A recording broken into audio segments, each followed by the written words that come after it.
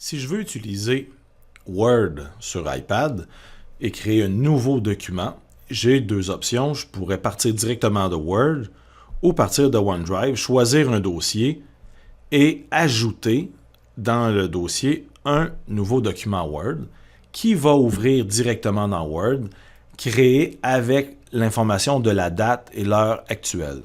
Donc, ça me permet de créer mon document directement ici dans Word, taper ce que je veux. Je peux même utiliser la dictée vocale et écrire exactement ce que je dis plutôt que de le taper.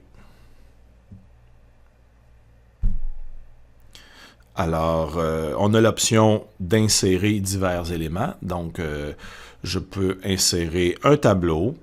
On peut insérer des images. Je peux prendre une photo et l'insérer. Certaines formes géométriques aussi. On peut insérer une zone de texte pour créer un encart, créer un effet un peu différent, là, avec une mise en page un peu plus élaborée qu'un texte courant. On peut insérer des hyperliens, des commentaires. On peut aussi insérer des notes d'en-tête et de pied de page. On peut numéroter nos pages, on peut faire des notes de référence. Et on a aussi la possibilité,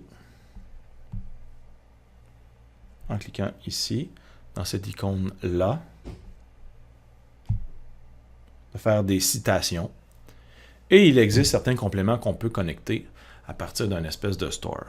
On a l'onglet dessin qui nous permet d'utiliser certains crayons et efface pour créer un effet dessin. Donc, un enseignant qui utilise Teams avec les devoirs peut ouvrir les travaux Word de ses élèves dans Word sur la tablette, utiliser l'outil de dessin pour corriger à la main. Mais ici, ça me permettrait de faire de petits dessins et de prendre des notes manuscrites en maintenant une pression ou en appuyant directement sur l'outil. J'ai l'option de changer le trait, la couleur et différents paramètres de mon crayon. Donc, on a des crayons de couleur. Donc, quand j'appuie sur le crayon, je peux changer la couleur. J'ai un crayon style crayon de bois. On a un crayon marqueur. Donc, on a l'option de pouvoir choisir différents outils que l'on personnalise directement dans notre environnement de Word. On a aussi l'onglet disposition qui me permet de modifier les marges, l'orientation, la taille du papier, et ainsi de suite.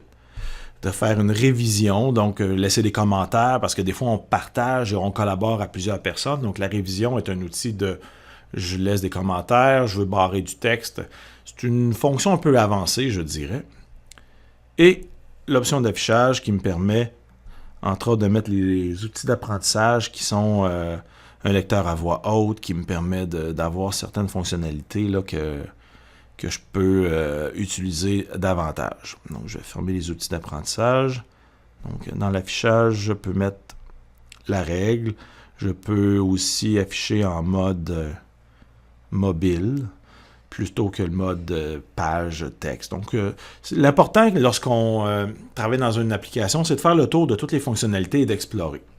Et une dernière que je pourrais montrer, c'est le petit personnage en haut dans le coin ici, qui en fait me permet de partager mon document Word avec une personne.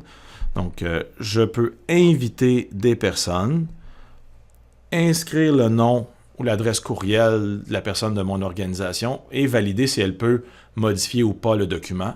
Et je peux inclure un message parce que la personne va recevoir le courriel qui lui dit que j'ai partagé le document avec elle.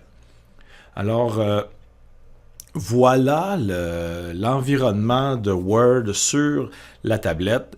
Je n'ai pas l'appareil Android pour faire la présentation, mais je crois que ça se ressemble beaucoup.